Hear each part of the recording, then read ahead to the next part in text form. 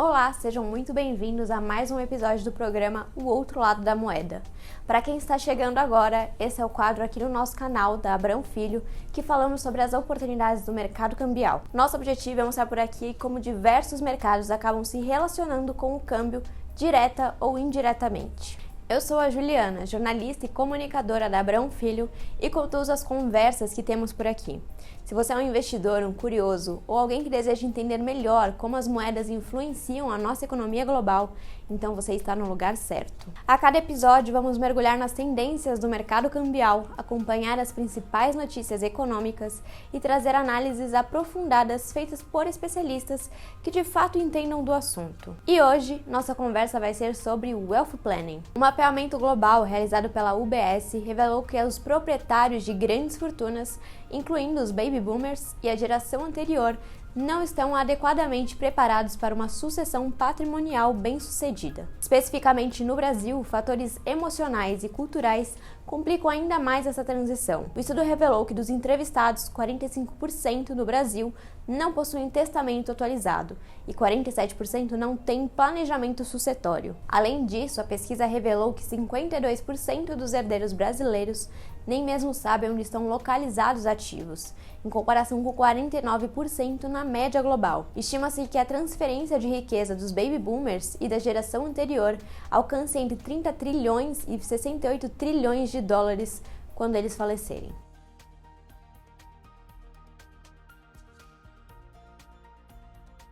Se você não entendeu muita coisa ou não sabe muito bem o que significa o Wealth Planning, pode ficar tranquilo que hoje a gente trouxe um especialista no assunto que vai nos ajudar a entender o mercado e as oportunidades que ainda tem nele. Para isso, nossa conversa hoje é com um profissional que tem mais de 20 anos de experiência montando, desenvolvendo, gerenciando e liderando equipes de alta performance em áreas de alta complexidade. Ricardo Pisa é um profissional com carreira sólida nas áreas de investimentos, patrimônio, gestão de ativos e passivos, gestão de crises e desenvolvimento de projetos em inúmeros segmentos. Ele é planejador e estrategista de empresas dos mais variados portes e, como ele mesmo explicou, um maestro de grandes fortunas. Seja muito bem-vindo, Pisa. Muito obrigado, uma honra falar com o outro lado da moeda. Ju, vamos fazer o nosso melhor aqui. É isso. Eu gostaria primeiro que você começasse esse bate-papo aqui explicando pra gente o que é Wealth Planning. O que é esse nome? O que é esse bicho de 7 cabeças? Muito legal, essa é uma pergunta sempre muito importante da gente responder, exatamente porque a gente quer que esse termo, esse nível de serviços, ele cada vez mais seja abrangente no mercado financeiro e patrimonial. Wealth Planning é o serviço de planejamento e gestão de grandes fortunas. Então, o Wealth Planning, ele congrega uma série de áreas multidisciplinares que podem ter conexão ou não, mas que vivem em serviço cujo objetivo é melhorar ainda mais a vida de clientes de alto patrimônio líquido. Legal. E aí, como é que o Ricardo Pisa chegou nesse momento?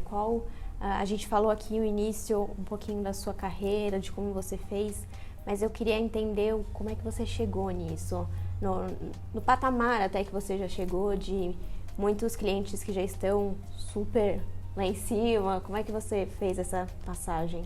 Muito legal.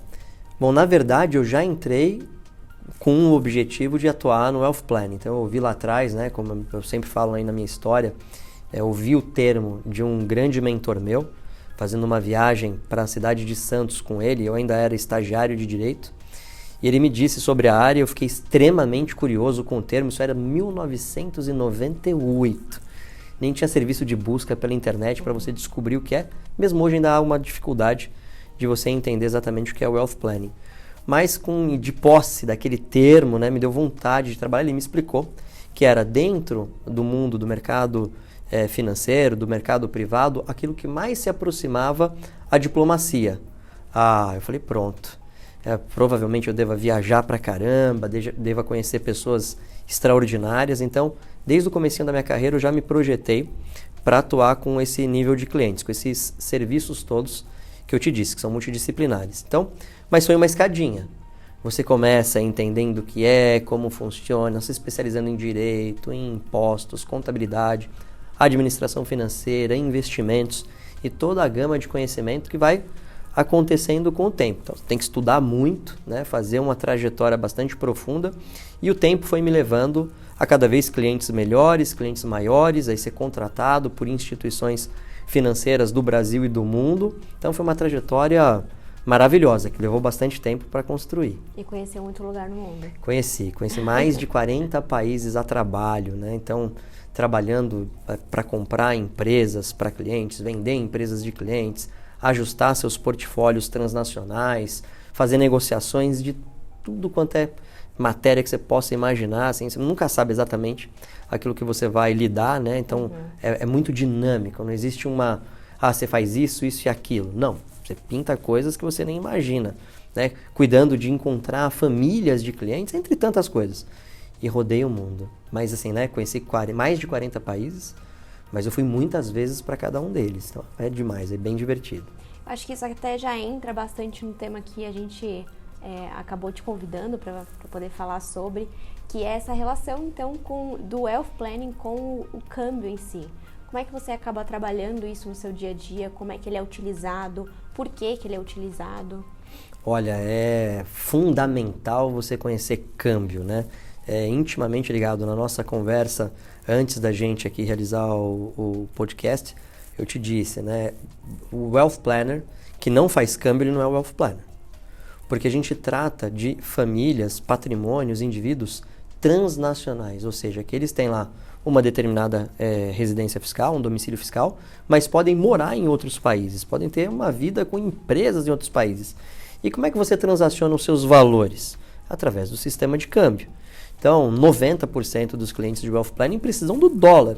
Faz parte do seu cotidiano, né, mudar a moeda original do seu país de origem para poder fazer seus investimentos, as alocações. Então, o primeiro ponto é orgânico. Faz parte da vida do cliente de Wealth Planning o câmbio. Então, a gente tem que saber como opera, de que maneira, em que quantidade, em que volume e tal. Num segundo momento, é uma defesa. Né? Então, a gente sabe que momentos da economia são cíclicos. Você vive ciclos econômicos. Né? Momentos de crise, momentos de maior prosperidade, momentos de dificuldade política, né? Ou geopolítica nos seus países. Você calcula que estão vivendo as famílias high net worth, as famílias de alto patrimônio líquido lá da Ucrânia. Como é que esses caras vão fazer? Então, eles vão precisar se socorrer de um país com moeda forte para poder transitar a sua riqueza líquida, né? Então, o seu percentil patrimonial é líquido por uma moeda mais forte, por um país mais forte, mais sólido, com, né, uma possibilidade de subsistência para aquele momento que eles estão vivendo. E sem falar nos medos, os receios de mudanças políticas que existem no mundo afora. E nesse momento você também precisa do câmbio, mas de uma forma mais estratégica. A gente fala de um câmbio mais tático. Por quê? Porque é um momento em que ele vai se utilizar do câmbio para fazer uma defesa patrimonial, para manutenção do seu poder de compra. Num terceiro momento, e aí a gente entra para a coisa mais fisiológica do câmbio para o Wealth Planner, que é assim, eu vou fazer a aquisição de uma empresa para o meu cliente num determinado... Fala um país. Alemanha. Na Alemanha. Legal, a Alemanha utiliza o euro. Mas a primeira linha de câmbio que a gente precisa, digamos que esse cliente seja brasileiro, e vai custar para esse cliente 100 milhões de euros a aquisição dessa empresa, tá certo? Num determinado ciclo de tempo e de investimento. Você não, raramente você paga à vista um determinado negócio. Tem lá uma série de regras para uma fusão ou para uma aquisição. Então esse cliente precisa planejar como é que ele vai transformar os seus reais, primeiro em dólar e depois em euro. Em que momento? Será que seria legal a gente utilizar um contrato de derivativo para utilizar uma ferramenta que garanta que eu não vá gastar mais do que determinada quantia em reais para adquirir aqueles dólares ou aqueles euros? Então o câmbio passa a ser aí uma ferramenta estratégica. Digamos que um cliente vai importar uma máquina, vai importar lá, sei lá, um painel ou um conjunto de painéis de energia solar que você só compra ali na China, na Inglaterra, entre vários países que fabricam esse tipo de equipamento. São equipamentos gigantescos que custam muito e você não tem só que comprá-lo. Você tem que também fazer a embarcação, trazê-lo para cá, fazer o armazenamento logístico, uma série de fatores. Você também precisa quantificar o quanto você vai precisar de câmbio à medida em que essas obrigações surgirem. Então também tem muitas estratégias. Quarta utilização, aí é estratégia de moeda mesmo, né? Fazer os binômios de moeda, os trinômios de moeda para aproveitar, né? A gente chama isso de Forex, aproveitar os ganhos do mercado de capitais com relação à moeda. Então, você às vezes tem pares que a sua moeda se prejudica em relação a uma, mas que a outra moeda que faz parte do trinômio se valoriza também. Então você faz essa fuga, tem várias estratégias bem fisiológicas para ter esse tipo de ganho. E vocês que acabam dentro do, que você acaba trabalhando numa empresa que trabalha com wealth planning. E dentro da empresa vocês têm alguém específico em câmbio? Como é que vocês fazem isso? Isso é muito legal, isso depende muito.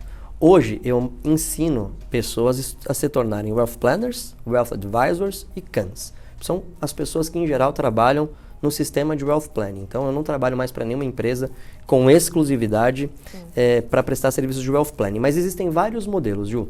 Tem um modelo em que você é full service. Você faz desde contabilidade, jurídico, financeiro, em geral são os multifamily offices que fazem isso. Nessa configuração, você geralmente tem um especialista em câmbio, mas que utiliza parceiros, casas parceiras, para efetivamente executar o serviço de câmbio. Porque como você sabe, os nossos ouvintes aqui também sabem, né? Provavelmente são a sua maioria desse mercado, a gente precisa de casas que tenham ali um lastro, que tenham todos os coeficientes regulatórios para poder operar câmbio. Então você geralmente tem alguém especializado, mas ele conta com casas parceiras para executar. Existem empresas de wealth planning que não têm full service. Ele tem os especialistas no wealth planning, ou seja, os maestros, e contam com um conjunto de parceiros de alta confiança, que são creditados pelo wealth planner para prestar os serviços para o seu cliente, o que garante uma certa liberdade maior de bid, de escolha do melhor fornecedor para aquele tipo de cliente.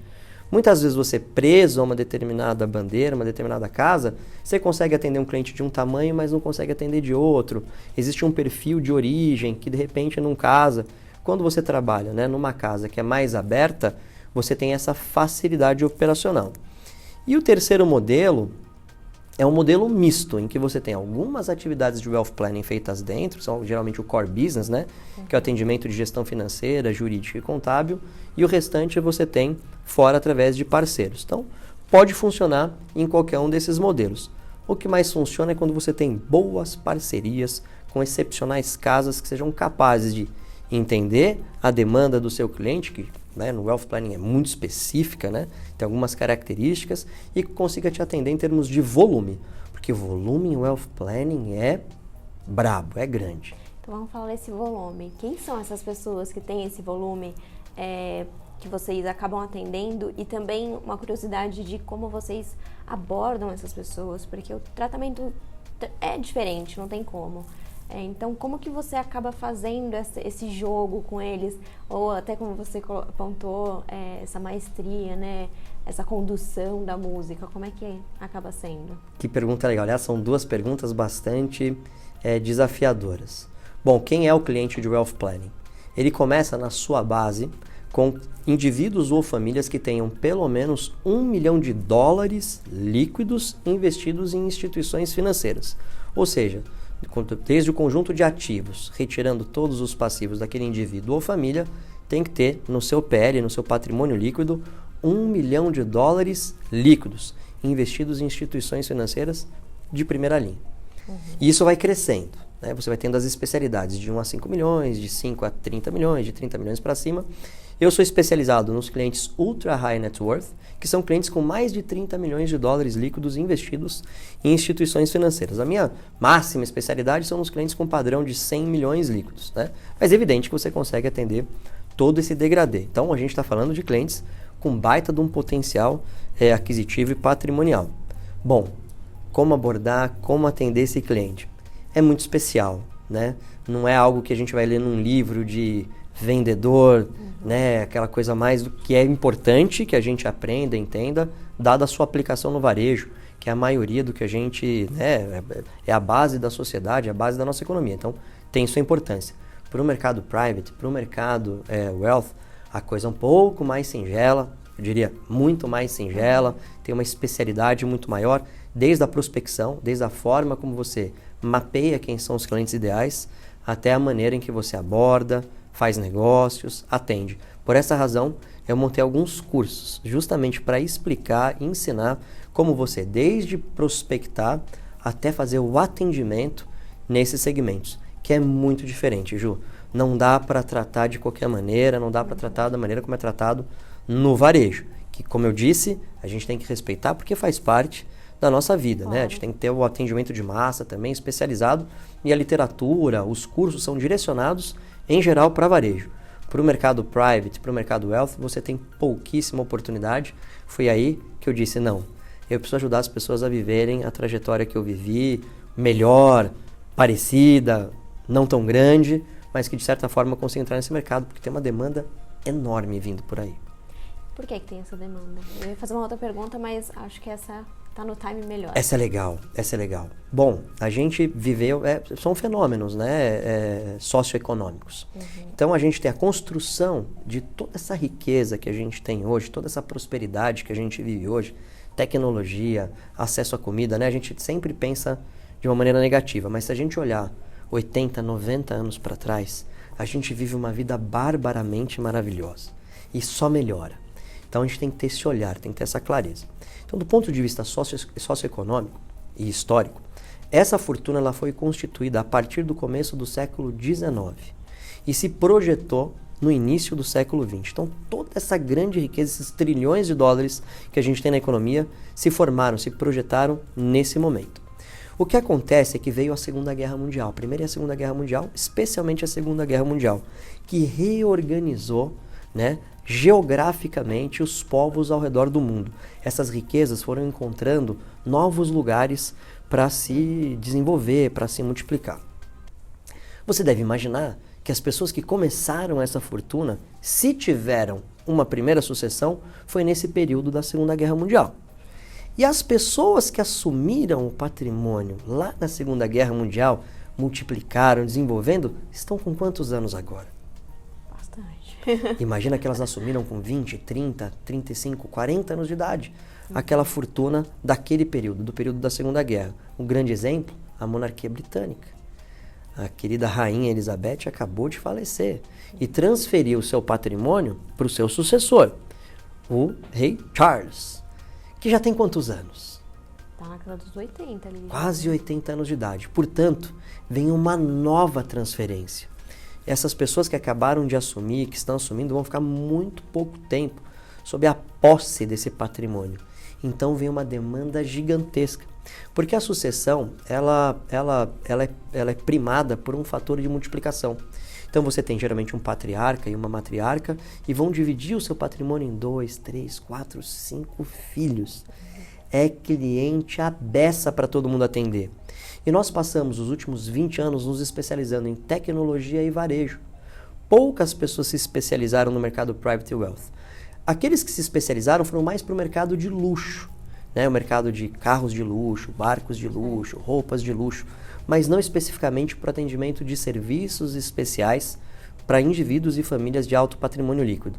Então existe aí uma enorme oportunidade para todo mundo em razão desse dado socioeconômico. A pergunta que eu ia fazer anteriormente era justamente para entender esses clientes, porque eu imagino que também deve ter umas demandas, sim, malucas ali dentro. Quais moedas você já acabou trabalhando nesse meio que você fala, caramba, nunca imaginei que eu ia trabalhar fazendo isso, trocando uma moeda com esse país? Quais são as histórias mais loucas? Nossa, assim, que você isso é demais, assim, né? Porque cada história ela é recheada de uma série de surpresas, né? Uma coisa que é importante é entender que mesmo que a pessoa tenha um alto patrimônio líquido, ela não deixou de ser um ser humano, com suas dores, suas tristezas, suas angústias, suas preocupações, seus problemas em geral, muito mais complexos do que a gente pode imaginar. A vida deles não é um mar de rosa. E também tem sonhos grandes, tem sonhos poderosos, ousados. Então, acho que é uma primeira coisa da gente entender. Bom, com relação às moedas, né? A maioria, evidentemente, a gente fala de dólar, euro e franco suíço. São as três moedas base, né, que a gente utiliza muito. Correndo aí por fora a libra esterlina, né, a libra inglesa. E aí você tem as coisas malucas que acontecem. Então, fui adquirir uma companhia que tinha uma sede, uma fábrica no Vietnã. Então, tive que usar a moeda vietnamita, que assim, ela é muito desvalorizada. Então as suas transações são de milhões, assim, para comprar uma coisa simples, né? Eu não me recordo agora o nome especificamente da moeda, mas eu trabalhei com a moeda da Indonésia, trabalhei com a moeda, o dólar de Hong Kong, o dólar australiano. Você trabalha com tudo quanto é tipo de moeda, mas a sua moeda base não pode nunca se esquecer, até para fins tributários, é o dólar. Então, a sua base, o seu pensamento tem que ser sempre em parizar a moeda que você vai utilizar e a sua moeda de origem no dólar. Mas essa do Vietnã é legal, bonita moeda, pena que eu não trouxe. Eu vou mandar para vocês aí algumas das moedas que eu tenho. Eu tenho moeda de tudo quanto é lugar, que eu colecionei as notas. Eu mando para vocês aí uma para efeitos culturais. Eu sou curiosa. Eu acho legal justamente entender como essas moedas, porque não é simplesmente falar sobre as moedas e o câmbio em si, mas para que elas são utilizadas. O que essas pessoas acabam demandando de outros países, que a gente às vezes fica com a visão um pouco mais limitada justamente em Estados Unidos, em Europa. Quais são as demandas que tem para essas outras moedas? Bom, número 1 é a aquisição de fluxos de caixa. O Brasil tem uma coisa extremamente importante. A gente tem margens de lucro, né? Margens de contribuição, as projeções de negócios no Brasil são extraordinárias, né? Dados os nossos riscos, a gente tem que operar com um bônus sobre esse risco maior do que outros países mais seguros. Então, as nossas operações comerciais, industriais, elas conseguem alocar uma grande margem. Os grandes milionários, né, as grandes fortunas de outros países enxergam no Brasil, primeiro, a possibilidade de você distribuir risco. Então, eles vêm adquirir empresas, e o Brasil está barato pra caramba, né? Nossa moeda se desvalorizou. Então, eles também têm esse mesmo lastro, esse mesmo pino. Tem que comprar dólar para depois comprar real, comprar Brasil. Então, isso torna uma oportunidade enorme, seja pelo ganho orgânico dos negócios que são adquiridos, pela capacidade de valorização do patrimônio no Brasil, mercado imobiliário no Brasil. Você nem fala em depreciação, aqui você só fala em apreciação. Se você chegar para um cliente brasileiro, comprador de imóveis, olha, esse imóvel pode desvalorizar. Ele não, imagina, no Brasil sempre aumenta. Ele tem uma mentalidade que é no mundo inteiro assim, mas não é. Existem lugares do mundo que os imóveis depreciam, porque são antigos, ou porque não tem uma demanda nova por moradia. Existem lugares do mundo que incentivam, pagando um recurso para pessoas de outras origens, para ir morar, para ir ocupar, porque não tem mais ninguém. Então você não tem mercado, se não tem mercado, você não tem valorização. Então, né, o Brasil tem esses coeficientes. E aqui a gente tem a taxa de juros efetivo, que ainda é uma das maiores do mundo. Então, se você pegar o seu recurso da sua moeda de origem e aplicar em renda fixa no Brasil, quando você soma a inflação e a projeção dessa renda fixa, você tem ganho em relação à sua moeda de origem.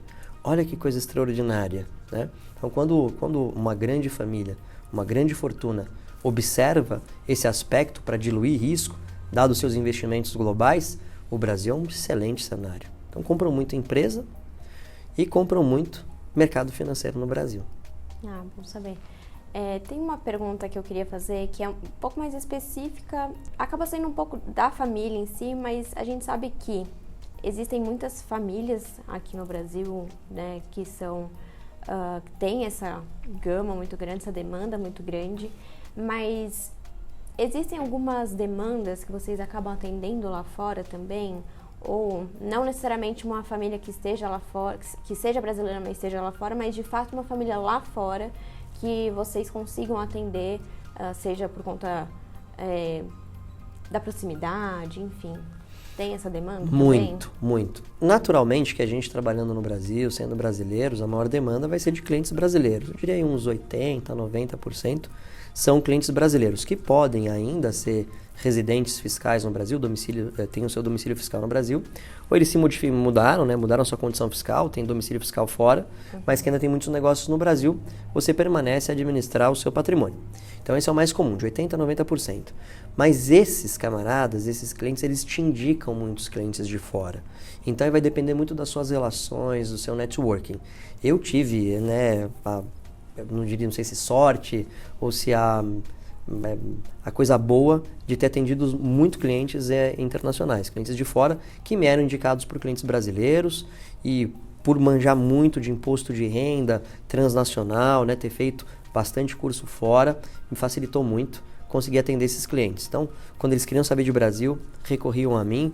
Ou eu tive clientes que eles não tinham nada no Brasil, mas eu os atendia aconselhando a gestão dos seus patrimônios. E aí, para você atender tanto as pessoas do Brasil quanto essas pessoas que demandam lá fora, o que você precisa? O que você precisou estudar? O que você precisou entender? Quais são as legislações? O que você mais se apegou, assim, para poder entender a parte mais burocrática mesmo? Sim, sim. Olha, assim, é fundamental que o profissional domine direito internacional privado. Então ele tem que entender como funcionam as regras, a gente chama de alienígenas, né? Como funciona a introdução naquele determinado país da interpretação de uma norma jurídica de outro país para alguém que não é residente, ou alguém que só tem domicílio fiscal, alguém que é nacional. Então tem uma série de fatores que o direito internacional privado e os seus princípios esclarecem para a gente. A segunda coisa é entender muito de impostos. Impostos da pessoa física. Como funciona a questão do domicílio fiscal, quanto que você paga em cada uma dos fatos geradores que importam em ganho de capital ou remuneração sobre bens, né, sobre os ativos desses clientes, pelo mundo inteiro. Então, pega um cliente em um determinado país para você entender a legislação daquele país. A outra coisa são os registros contábeis, a administração financeira e o sistema de investimentos que existe em cada país. O que daí não é um grande mistério, é realmente aplicação e estudo local e entendimento de princípios de economia e finanças. Isso é o essencial, mas tem muita coisa que você tem que saber, negociações, fusões e aquisições, origem dos povos, como esses povos se relacionam com as coisas e com as pessoas, tem que entender bastante de tudo isso. Bem internacional, bem complexo. Muito internacional, a gente chama de uma atividade transnacional. Ela não é multinacional, ela é transnacional, porque você tem relações de países que você nem mapeia, não são relações previsíveis, né? Então você pode ter cliente, sei lá, você pegou um cliente brasileiro que tem domicílio fiscal na Inglaterra, mas que todos os seus investimentos estão na Austrália. Você precisa entender como é que funciona a tributação sobre a renda, né, retido na fonte na Austrália, como ele vai fazer essa declaração na Inglaterra, o que é que ele tem que informar para a autoridade fiscal, de que maneira. Ele pode ter uma contenda de trânsito numa viagem que ele fez para a Argentina. Então você tem que conhecer como é que funciona ali e por aí vai. Para entender então um pouquinho mais a fundo ali do que vocês acabam fazendo no dia a dia, justamente entender um pouco da empresa, entender onde ele tem o investimento, quais são as pontas que vocês acabam atuando?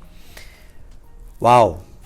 Bom, a atuação típica de um Wealth Planner é a área tributária da pessoa física, a área contábil, ou seja, né, o compliance da pessoa física e de sua família com relação ao seu patrimônio ao redor do mundo, muita demanda imobiliária, né, e muita demanda corporativa, onshore e offshore. Então essas são as 4 principais coisas que faz um Wealth Planner. Mas tem coisas maravilhosas, como por exemplo, cuidar do planejamento sucessório de uma família. Esse é o fundamento. O nosso objetivo é fazer com que o patrimônio ele atravesse de uma geração para outra da forma mais segura e econômica possível. Isso de fato é o Wealth Planning. Mas daí você vai cuidar desde o sistema educacional que você vai escolher para um herdeiro, lá com seus 4, 5 anos de idade, até os procedimentos jurídicos mesmo de transição e transação do patrimônio. Demais. Ricardo, muito obrigada pela sua presença. Eu quero deixar aqui esse espaço para você dar o seu recado para quem está nos assistindo. Qual que é a sua frase final, assim, para a gente finalizar essa entrevista? Bom, primeiro agradecer a você, Ju, pelo convite, né, pela turma aí do outro lado da moeda. Tem muita coisa boa do outro lado da moeda. O que eu quero passar aqui como frase final é para as pessoas terem autoconfiança nos seus valores. A gente vive um momento muito especial da humanidade, Ju. A gente acabou de passar por uma pandemia, estamos vivendo as consequências econômicas desse pós-pandemia, estamos vivendo uma guerra entre Ucrânia e Rússia, com desdobramentos na cadeia logística mundial que afetam a nossa economia, a nossa inflação. Uma coisa que eu aprendi é a diferença entre preço e valor. Tudo tem um preço. Tudo na vida que a gente observar tem um preço.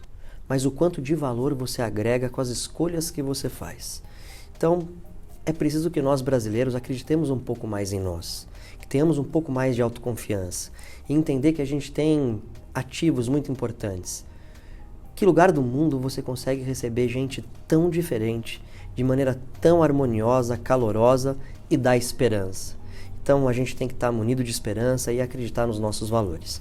que é isso que eu quero dedicar a todos nesse nosso ano de 2023 para que tudo fique cada vez melhor. E para você que nos acompanhou até aqui, é só ficar atento, porque toda semana tem um profissional novo falando sobre o mercado que acaba englobando um pouco do câmbio também.